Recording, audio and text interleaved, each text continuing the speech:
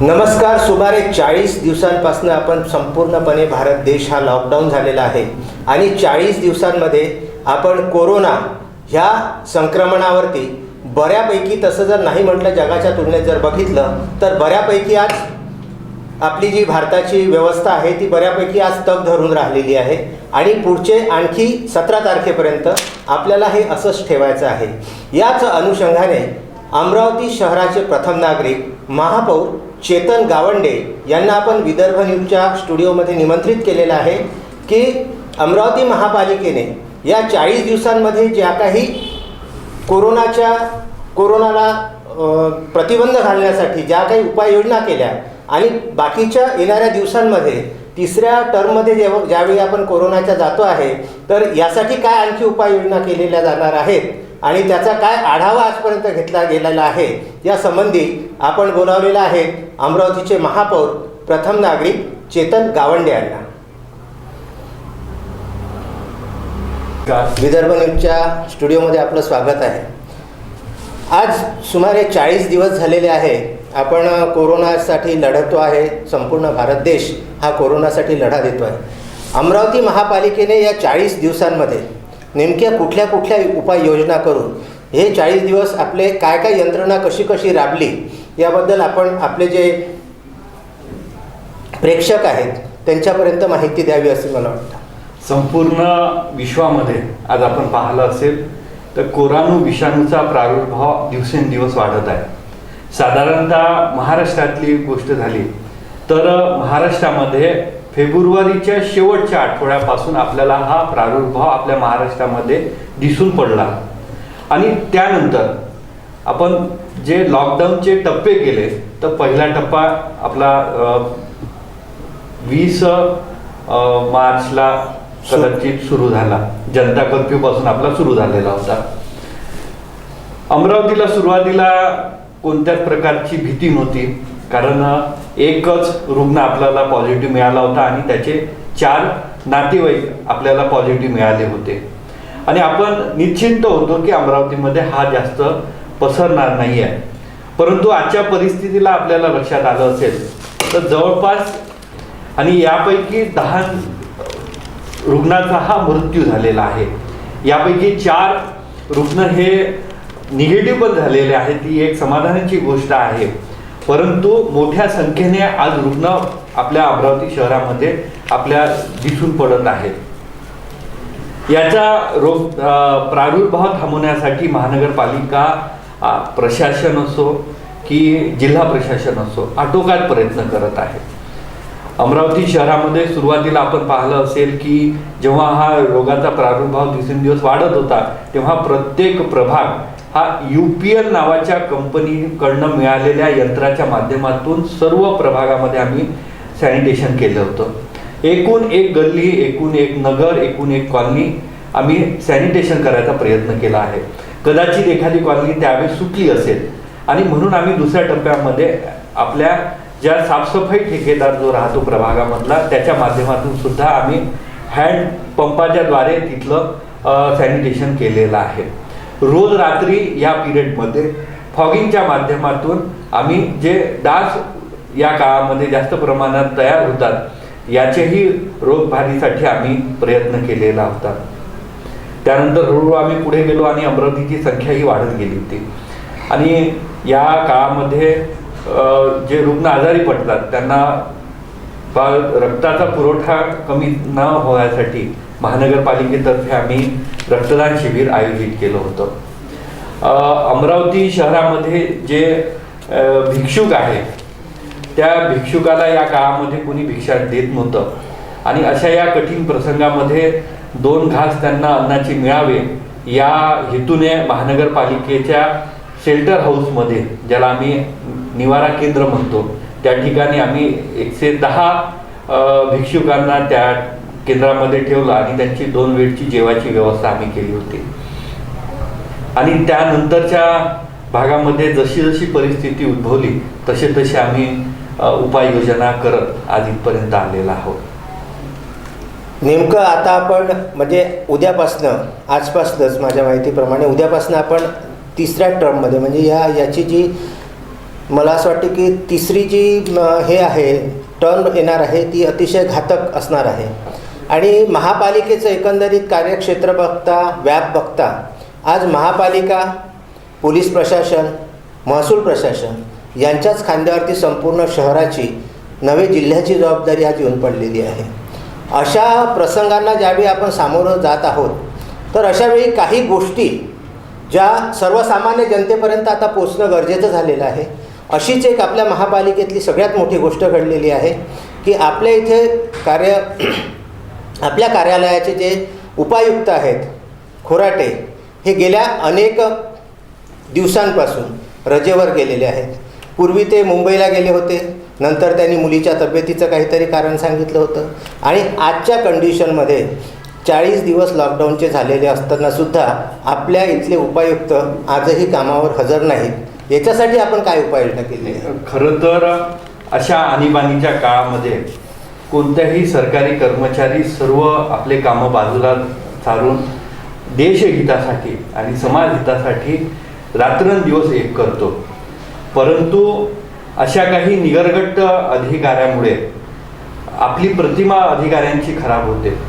आणि ही गोष्ट जेव्हा आमच्या निदर्शनात आली होती आणि त्यांच्याकडे महानगरपालिकेचा आरोग्य विभाग होता आणि सर्वात आज काळाची गरज होती ती आरोग्य विभागाची सक्षमीकरणाची, आणि त्याला नेतृत्व कोण देत होतं तर आपले हे उपायुक्त खोराटे देत होते.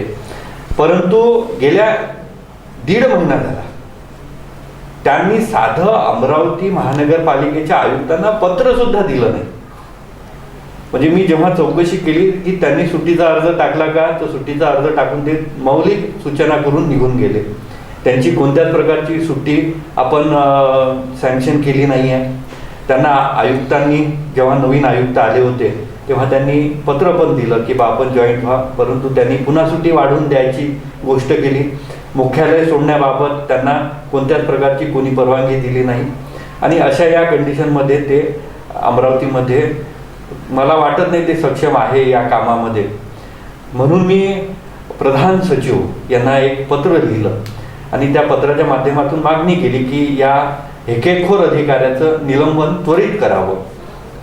त्या संदर्भातला प्रस्ताव आयुक्तांनी काल प्रधान सचिवाकडे पाठवलेला आहे आणि या संदर्भात उचित कारवाई होईल असं माझी आशा आहे. कदाचित उद्या जर एखादं मेडिकल सर्टिफिकेट देऊन आपले जे उपायुक्त आहेत खोराटे हे जर कामावरती रुजू झाले तर त्यांना पुनश्च कामावरती रुजू करून घेण्यात येईल अशी आपल्याला सध्या परिस्थितीत कंडिशन वाटते आहे का, हा माझा पहिला प्रश्न. आणि केवळ निलंबनाने हे सगळे प्रश्न सुटणार नाही. त्यांच्या जागेवरती काम करणारा दुसरा कुठला तरी सक्षम नेतृत्व, सक्षम व्यक्ती ही आपल्याकडे सध्या परिस्थितीमध्ये ते गेल्यापासून तरी अजून त्या ठिकाणी आलेली आहे असं मला वाटत नाही. एक तर त्यामुळे मला असं म्हणायचं आहे की ज्यांना आपल्या कामाची, देशहिताची काहीही काळजी नाही, कुठल्याही परिस्थितीत ते फक्त स्वतःचा जीव जपण्यासाठी जर एखादा कार्यालयीन उपायुक्त पदावरचा व्यक्ती आज हे गाव सोडून, ज्याची त्यांच्यावरती जबाबदारी आहे ती सोडून जर तो पाठ फिरून त्या जबाबदारीकडे पाठ फिरवित असेल आणि निघून जात असेल तर केवळ निलंबनाची कार्यवाही मला असं वाटत नाही. अशा व्यक्तीला या अमरावती शहरात पुनश्च येऊच देऊ नये असं या मताशी मला असं वाटतं की जनसामान्याचा रोष जो आहे तो पूर्णपणे खोराटे यांच्यावरती सध्या गेलेला आहे. आपल्या मताशी मी अगदी 100% सहमत आहे. आणीबाणीच्या परिस्थितीमध्ये त्यांनी अमरावतीमध्ये काम करावं अशी आशा सर्व अमरावतीकरांची होती आणि माझी पण होती. परंतु ते आले नाही. याचा अर्थ त्यांना इथे अमरावतीमध्ये काम करायला इच्छुक नाही आहे. मी तुम्हाला याहीपेक्षा जास्त एक माहिती अजून देतो की त्यांची ऑर्डर ही 6 महिने पूर्वी झाली होती. अमरावती महानगरपालिकेमध्ये आपण उपायुक्त म्हणून जॉईन करावं, परंतु ते मॅटमध्ये गेले आणि जेव्हा त्यांच्या निकाल विरोधात आला तेव्हा ते इथे अमरावतीला जॉईन झाले. म्हणजे सुरुवातीपासून या व्यक्तीची अमरावतीमध्ये काम करायची मुळात इच्छाच नव्हती. आपल्याला माहिती असेल की अमरावती महानगरपालिकेचं जे बजेट तयार करतं ते प्रशासन जेव्हा बजेट स्टँडिंगला सादर करतं तर त्या प्रक्रियेमध्ये सुद्धा हा अधिकारी सहभागी नव्हता. आपल्या कॅबिनमध्ये बसून होता पण स्टँडिंगच्या मीटिंगमध्ये सुद्धा आला नाही. झेंडावंदन जे राष्ट्रीय कार्य म्हणून आपण पाहतो त्या झेंडावंदनाच्या कार्यक्रमाला सुद्धा हा अधिकारी त्या ठिकाणी उपस्थित नव्हता. त्यामुळे मला असं वाटतं की यांचं निलंबन आपण प्रस्ताव पाठवू शकतो, कारण हा शासनाचा प्रतिनिधी आहे आणि शासन जेव्हा आपल्याला प्रतिनिधी देतं तेव्हा त्याचे मूळ अधिकार हे शासनाला असतात आणि म्हणून आम्ही किंवा आयुक्तांनी शासनाला प्रस्ताव सादर केलेला आहे आणि या संदर्भाची उचित कारवाई नक्कीच त्यांच्यापर्यंत होईल असं माझी आशा आहे. आपण जेव्हा दुसरा प्रश्न आपला जो उपप्रश्न होता की सक्षम अधिकारी, या पहिलेही अमरावती महानगरपालिकेमध्ये 2 सक्षम अधिकाऱ्यांनी दोन्ही उपायुक्त आपल्या महानगरपालिकेचे होते आणि त्यांनी अतिशय सुंदर असं काम केलेलं आहे. माणसं आहे असं नाही आहे, परंतु शासनाचा जेव्हा अधिकारी येतो तेव्हा त्याच्या गुणांचा फायदा या महानगरपालिकामध्ये व्हावा या दृष्टिकोनातून शासन आपले प्रतिनियुक्तीवर आपल्याला अधिकारी देतात. परंतु असे अधिकारी समजा आले आणि त्यांनी आपत्कालीन परिस्थितीमध्ये आपल्याला तोंड टाकून हे निघून गेले तर आम्ही याच्या पुढे विचार करू की शासनाचे प्रतिनिधी घ्यायचे की नाही घ्यायचे. फार म्हणजे वाईट वाटते अशा गोष्टी ज्यावेळी आपण आपल्या महापालिकेमध्ये आपल्याला ऐकायला मिळतात. मात्र एक गोष्ट प्रामुख्यानं निश्चित आहे की महापालिकेची आपल्यासारखी जी मंडळी आहे जी अहोरात्र काम करताना काही मंडळी आम्हाला दिसते आहे, कारण आम्हीसुद्धा डे नाईट फील्डवरती आज फिरतो आहे, ग्राउंड झिरोवरती जाऊन आम्ही सगळं बातम्यांचं संकलन वगैरे करतो आहे. मात्र एका गोष्टीचं आज म्हणजे अनेक समाजातल्या अनेक घटकांमधून एक प्रश्न मुख्यत्वे करून लोकप्रतिनिधींबद्दल बाहेर येतो आहे की आता आमचे नगरसेवक कुठे आहेत, आता आमचे गटनेते कुठे आहेत, आता आमचे विरोधी पक्षनेते कुठे आहेत, आता आमचे आमदार कुठे आहेत, आता आमचे खासदार कुठे आहेत, असं लोक सर्रासपणे फेसबुकवर व्हॉट्सॲपवर एकमेकांसोबत ग्रुपमध्ये चर्चा करताना दिसतात. मात्र काही अंशी काही लोक काम करत आहेत आणि काही लोक पूर्णपणे 100% क्वारंटाईन झालेले आहेत. अशावेळी नगरसेवकांची जबाबदारी ही नाही का की त्या ठिकाणी येऊन समाजामध्ये फिरून समाजाच्या आणीवेची नेणीवेची व्यवस्था करून देऊन त्यांच्या समस्या जाणून घेऊन त्यावरती तोडगा काढण्याची त्यांची आज खरी गरज आपल्याला वाटत नाही. नाही, प्रत्येक नगरसेवक किंवा लोकप्रतिनिधी हा तिथल्या स्थानिक लोकांच्या संपर्कात असतो.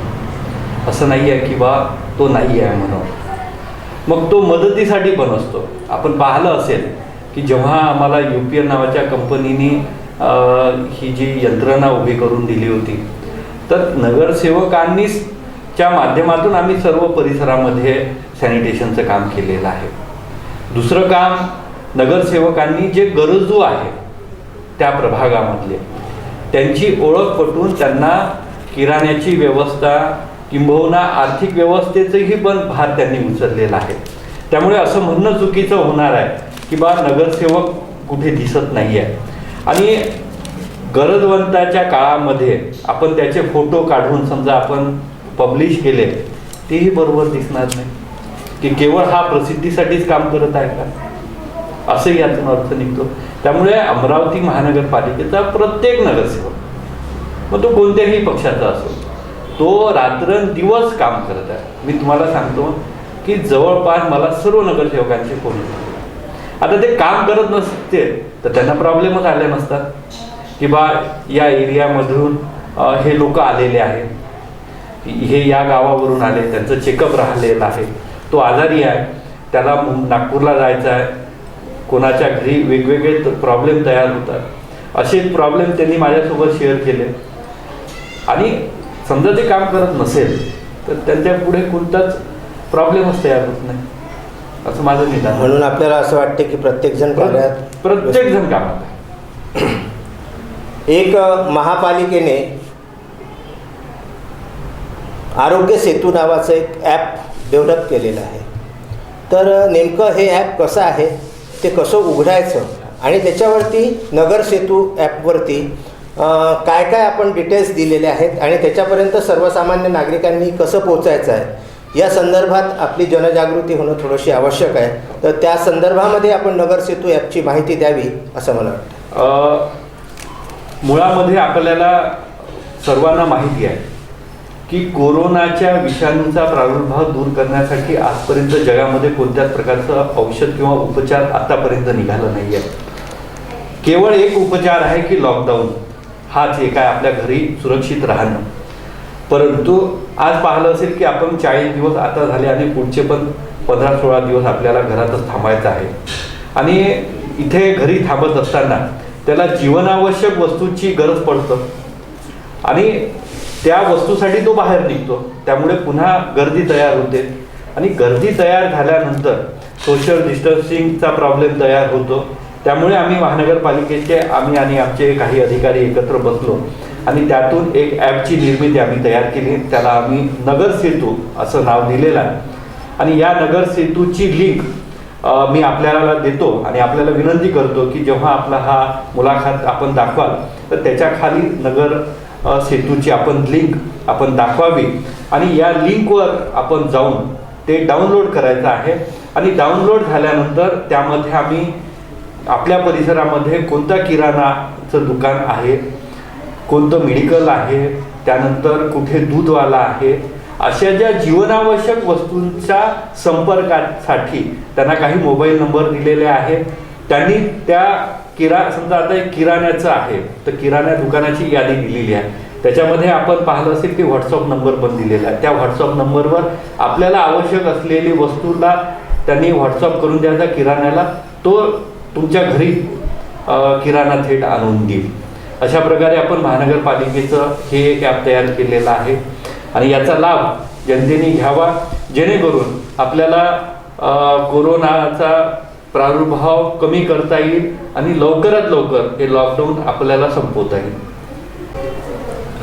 यानंतर सुद्धा अमरावती महापालिकेच्या वतीने वेगवेगळ्या ज्या काही उपाययोजना आहेत, जसं डॉक्टर आपल्या दारी, त्यानंतर आरोग्य चिकित्सा, त्याच्यानंतर सगळ्यात महत्त्वाची गोष्ट म्हणजे महापालिकेचं कौतुकसुद्धा सर्वसामान्यांच्या वतीने मी म्हणजे विदर्भ न्यूज आपलं याच्यासाठी करते आहे महापौर म्हणून, की एवढं सगळं सुरू असताना आपले आरोग्य कर्मचारी, नाली सफाईचे ठेकेदार आणि नाली सफाई करणारे कामगार हे अहोरात्र सेवा देताना आपल्याला दिसत आहेत.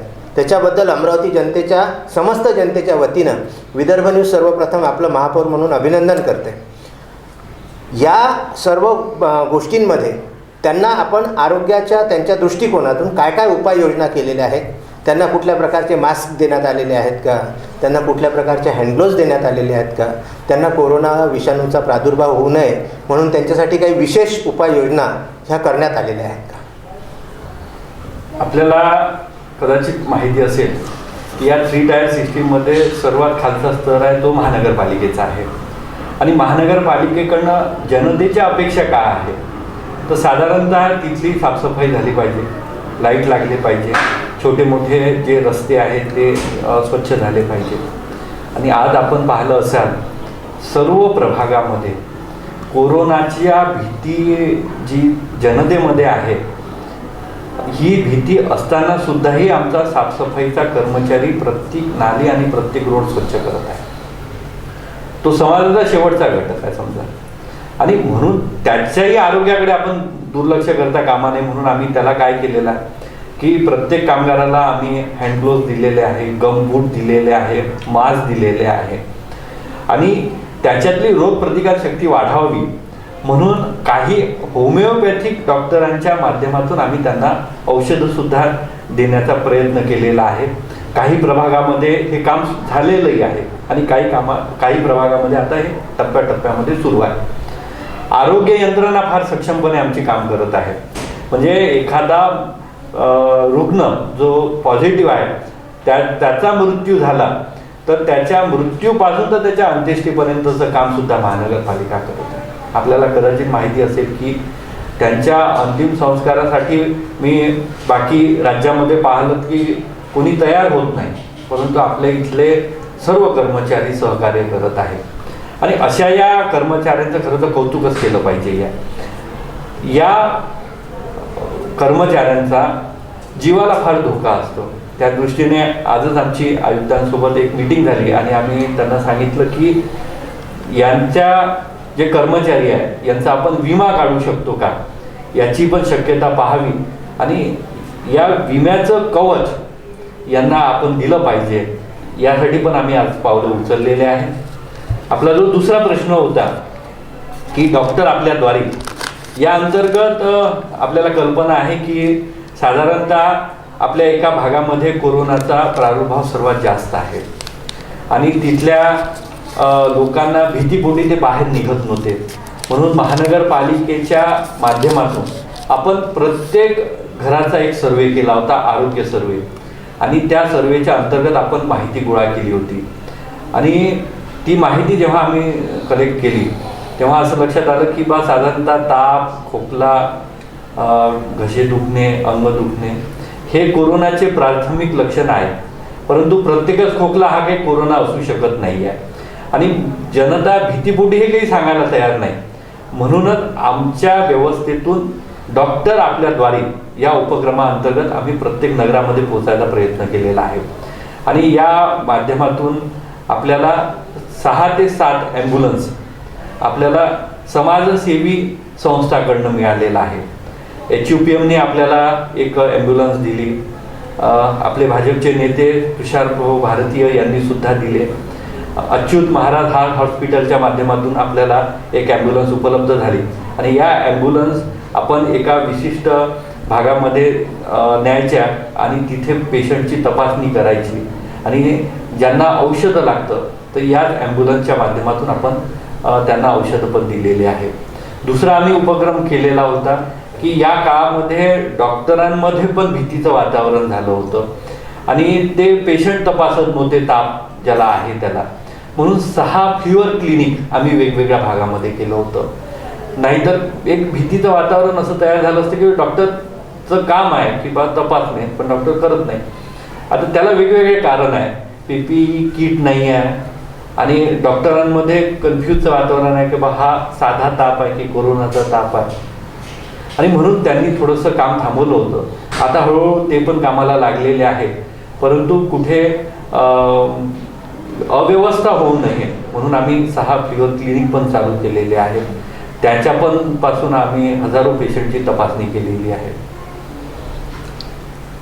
नेमका काय समस्या आहे की अमरावती महापालिकेचे जे कर्मचारी आहेत किंवा आरोग्याच्या दृष्टीने जे कर्मचारी, आरोग्य कर्मचारी हे कार्य करताना दिसत आहेत, तर यांच्यासाठी पर्सनल प्रोटेक्शन इक्विपमेंट किट्स ज्या असतात त्या महापालिका अवेलेबल करून देऊ शकली नाही, याला काय कारण आहे नेमकं? किंवा जिल्हा सामान्य रुग्णालयाकडनं किंवा शासकीय यंत्रणाकडनं त्याच्या PPE किट्स आपल्याला मिळायला पाहिजे, त्या मिळालेल्या नाहीत का, असा एक त्याचा उपप्रश्न आहे माझा.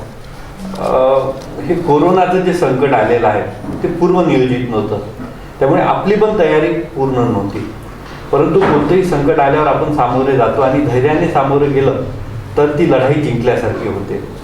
अमरावती महानगरपालिकेमध्ये जेवढी उपलब्ध मनुष्यबळ आणि साधनसामुग्री आहे त्या बळावर आपण लढत आहे.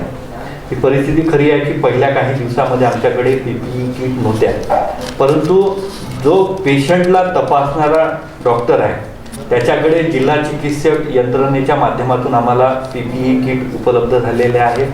काही NGOनी आम्हाला दिलेलं आहे. आता काम आमचं रेग्युलरपणे सुरू आहे, परंतु प्रत्येकालाच PPE किट पाहिजे अशी आवश्यकता नाही आहे.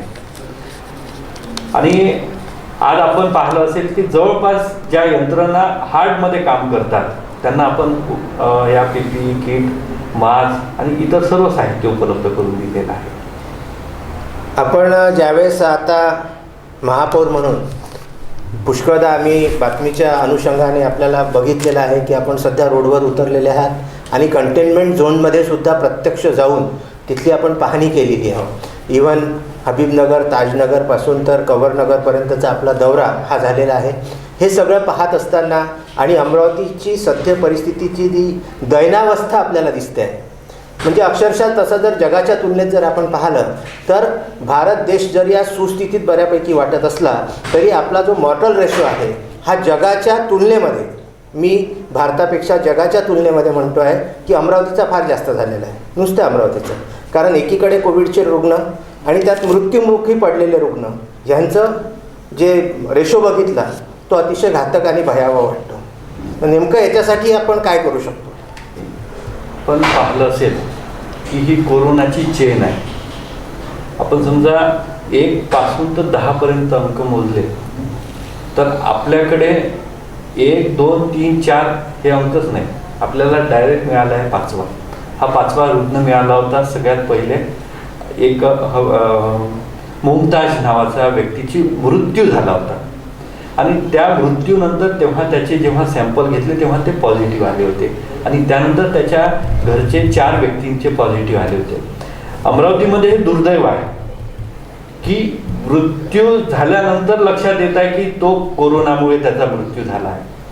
परंतु असा एक रुग्ण नाही सापडला. तुमचं आता तुम्ही पत्रकारितेमध्ये आहे आणि सर्व अमरावतीभर फिरता की एक रुग्ण पॉझिटिव्ह झाला आणि त्यानंतर त्याचा मृत्यू झाला असं एकही उदाहरण नाही आहे. हे जे 10 मृत्यू झालेले आहेत ते त्या उपचाराच्या पूर्वी किंवा उपचाराच्या 2 तास जेव्हा उपचार सुरू झाला त्याच्या 2 तासानंतरच त्यांचा मृत्यू झालेला आहे. लोक माहिती देत नाही आहे, अवेअरनेस नाही आहे, लॉकडाऊनचं पालन करत नाही आहे. त्यामुळे मी ही स्थिती प्रत्यक्ष अनुभवासाठी बफर झोनमध्ये माझा पाहणी दौरा केला आणि मी ते वास्तव्य प्रशासनापुढे ठेवलं की इथे लॉकडाऊनचा पाहिजे त्या प्रमाणात मध्ये कुठेच पालन होत नाही, म्हणून या भागामध्ये आपण SRP लावावी. SRPची डिमांड माननीय जिल्हाधिकाऱ्यांकडे मी केलेली आहे. त्या संदर्भातला निर्णय व्हायचा आहे. आपल्या पालकमंत्री ज्या या कार्यामध्ये आम्हाला खूप सहकार्य करत आहे त्यांच्या माध्यमातून राज्य सरकारला सुद्धा विनंती केली आहे की या भागामध्ये आपण SRP लावावी. SRP लावून मुळात मलाही असं वाटते की प्रॉब्लेम सॉल्व्ह होणार नाही. या मुलाखतीच्या निमित्तानं मी सर्व अमरावतीकर जनतेला विनंती करतो की आज कोरोना आपल्या उंबरठ्यावर येऊन पोचलेला आहे. असा कोणता भाग राहिला नाही आहे की आपल्या लक्षात येईल की इकडनं हनुमाननगर, कोल्हापुरी गेट, मसानगंज, बडनेरा आणि कवरनगर या भागामध्ये सुद्धा आपल्याला रुग्ण पॉझिटिव्ह सापडलेले आहेत. त्यामुळे आपण घरामध्ये जास्तीत जास्त वेळ राहिलं पाहिजे. जीवनावश्यक वस्तूसाठी समजा आपण बाहेर पडत असाल तर आपण मास्क लावला पाहिजे, सोशल डिस्टन्सचं पालनसुद्धा केलं पाहिजे, जेणेकरून आपण घरी जाताना कोरोनामुक्त म्हणून आपण घरी गेलो पाहिजे. कारण एक पेशंटच्या एक पॉझिटिव्ह सापडला तर त्याच्यापासून सायन्स असं म्हणतं की 406 जण हे पॉझिटिव्ह होऊ शकतात. तर हे होऊ नये म्हणून जनतेने या सर्व गोष्टींचं पालन करणे आज महत्त्वाचं आहे. एक प्रश्न जाता जाता मला आपल्याला विचारायचा आहे की अमरावतीकर जनतेला जे आवाहन करायचं ते आवाहन तर आपण केलेलंच आहे, पण आणखी एक ज्यावेळी आम्ही समाजामध्ये फिरतो आहे पत्रकार म्हणून किंवा आपणही लोकप्रतिनिधी म्हणून समाजामध्ये फिरतात, एक गोष्ट प्रामुख्यानं लक्षात येते आणि ती गोष्ट थोडीशी मनाला झोंबणारी आहे, मनाला लागणारी आहे. समाज हा कोरोना ज्याला झालेला आहे किंवा कोविड-19चा जो रुग्ण आहे त्याच्याकडे गुन्हेगारी वृत्तीने पाहतो आहे की हा समाजाचा गुन्हेगार आहे असं म्हणून त्याच्याकडे पाहिल्या चाललेला आहे. तो आजारी आहे किंवा तो रुग्ण आहे म्हणून त्याच्याकडे पाहायला जात नाही आहे, तर तो या समाजाचा गुन्हेगार आहे ही त्याच्याकडे पाहण्याची जी समाजाची भूमिका आहे याच्याबद्दल आपण थोडंसं आपल्या सर्वसामान्य जनतेचं एक योग्य मार्गाने त्यांना हे समजावून सांगितलं पाहिजे की नेमका आपला आजाराशी लढा आहे, आजारांशी आपला लढा नाही आहे. ही गोष्टच आपण महापौर आणि या नगरीचे प्रथम नागरिक म्हणून सर्वसामान्य जनतेपर्यंत पोहोचवली पाहिजे असं मला वाटतं. खरं पाहिलं तर आज आपण कठीण परिस्थितीमधून सामोरे जात आहे आणि आजच्या या मुलाखतीच्या निमित्ताने मी जनतेला पुन्हा एक आवाहन करेन की कोरोना हा काही गुन्हा नाही आहे आणि तो जनतेने किंवा रुग्णांनी लपवला पण नाही पाहिजे. याची चेन तोडणं महत्त्वाचं आहे. आजच्या परिस्थितीमध्ये आपल्याजवळ उपचारासाठी काही नाही आहे, त्यामुळे याची चेन तुटली पाहिजे आणि या चेनसाठी रुग्णांनी स्वतःहून पुढे आलं पाहिजे. पण पुढे येत असताना समाजाने त्याला धैर्याचा हात सुद्धा दिला पाहिजे की तू घाबरू नको, आम्ही सर्वजण तुझ्यासोबत आहे. आज आम्ही पाहिलं असेल की आपण पाहिलं की सगळीकडे आपण फिरता की समाज त्याच्याकडे थोडंसं वेगळ्या नजरेने पाहतं, परंतु आता हळूहळू याच्यामध्ये पण बदल होत चाललेला आहे की सहानुभूती आहे त्याच्या पाठीमागे आणि कोणाला वाटत नाही की मला कोरोना झाला पाहिजे, पण दुर्दैवाने तो होतो आणि होऊ नये म्हणूनच आपण सगळ्यांनी प्रयत्न केला पाहिजे. अमरावती महापालिकेतर्फे आणखी एक प्रभावी अशी योजना जी कम्युनिटी किचन नावाने ओळखल्या जात आहे. तर ही नेमकी कम्युनिटी किचन काय आहे आणि कम्युनिटी किचनची संकल्पना ही कशी रुजली त्याच्याबद्दल आपण थोडीशी माहिती द्यावी असं मला वाटतं. माननीय प्रधानमंत्री नरेंद्रजी मोदी आणि महाराष्ट्राचे मुख्यमंत्री ठाकरे साहेबांनी आवाहन केलं होतं की उद्यापासून लॉकडाऊन ही सुरुवात होत आहे आणि या अमरावती शहरामध्ये हजारो कारागीर, कामगार आणि पर्यटनाच्या दृष्टीने या भागामध्ये सहलीच्या निमित्ताने या भागामध्ये आलेले सर्व नागरिक लॉकडाऊनमुळे या अमरावती शहरामध्ये फसले होते आणि त्यांचे कोणी इथे नातेवाईक नाही आहे. जेवढा पैसा होता तेवढा त्यांनी खर्च केला. लॉकडाऊनमुळे हॉटेल व्यवस्था सर्व बंद पडली होती आणि या काळामध्ये त्यांचे उपासमारी सुरू झाली होती. मग आमच्या जेव्हा हे लक्षात आलं की इथे किती साधारणतः कामगार आणि इतर सर्व अटकलेले आहेत त्याचा आम्ही अभ्यास केला असता जवळपास आपल्या इथे 2000 सर्व नागरिक परराज्यातले या अमरावती शहरामध्ये अटकून पडलेले आहेत आणि त्यांची व्यवस्था करण्याच्या दृष्टीने आम्ही महानगरपालिकेच्या नेहरू मैदानच्या शाळेमध्ये कम्युनिटी किचनची सुरुवात केली आणि या कम्युनिटी किचनमध्ये आम्ही आव्हान केलं होतं की जनतेने सहकार्य करावं धान्याच्या स्वरूपात, भाजीपाल्याच्या स्वरूपात किंवा किराण्याच्या स्वरूपात. आणि तुम्हाला सांगताना अतिशय आनंद होतो की या अमरावतीकरांनी भरभरून प्रतिसाद या उपक्रमाला दिला हवा आणि जवळपास सकाळ आणि संध्याकाळचे 3000 डबे आम्ही गरजूपर्यंत या काळामध्ये पोचू शकलो. या उपक्रमामध्ये जे महानगरपालिकेच्या कर्मचारी आणि अधिकाऱ्यांची संघटना आहे त्यांनी सुद्धा मोलाची कामगिरी या काळामध्ये निभवली होती. त्यांचा जो इतर खर्च आहे तो या संघटनेने केला आणि NGOच्या माध्यमातून आम्ही गरजवंतांपर्यंत डबे पोहोचवण्यासाठी यशस्वी झालो. आणि एक सुखद या काळामध्ये गोष्ट घडली की त्यांचे आशीर्वाद या अमरावतीमध्ये लागले आणि या आशीर्वादाच्या बळावर हे कोरोनाचं संकट संबंध भारतात आणि अमरावतीमध्ये लवकरात लवकर दूर होईल अशी आशा मला आहे. आपण अगदी म्हणजे या 40 दिवसानंतर वेळात वेळ काढून आज जनतेशी संवाद साधला, विदर्भ न्यूजच्या माध्यमातून जनतेशी संवाद साधला आणि जनतासुद्धा अतिशय म्हणजे खूप चांगली गोष्ट आहे की तुलनात्मकदृष्ट्या इतर जगाच्या तुलनेत जर आपण बघितलं तर 40 दिवसपर्यंत आज जनता पंतप्रधान नरेंद्र मोदी यांच्या पाठीशी खंबीरपणे उभी राहिलेली आहे आणि म्हणूनच आज आपण जगाच्या तुलनेमध्ये कोरोनाशी लढा देण्यास बऱ्यापैकी सक्षम ठरलेलो आहे. आपण सर्वांनी सुद्धा जनतेला विदर्भ न्यूजच्या माध्यमातून महापौर चेतन गावंडे यांच्या माध्यमातून पर्सनली ही रिक्वेस्ट करण्यात येते, ही विनंती करण्यात येते की आपण सुद्धा या सर्व गोष्टींचं काटेकोरपणे पालन करायचं आहे.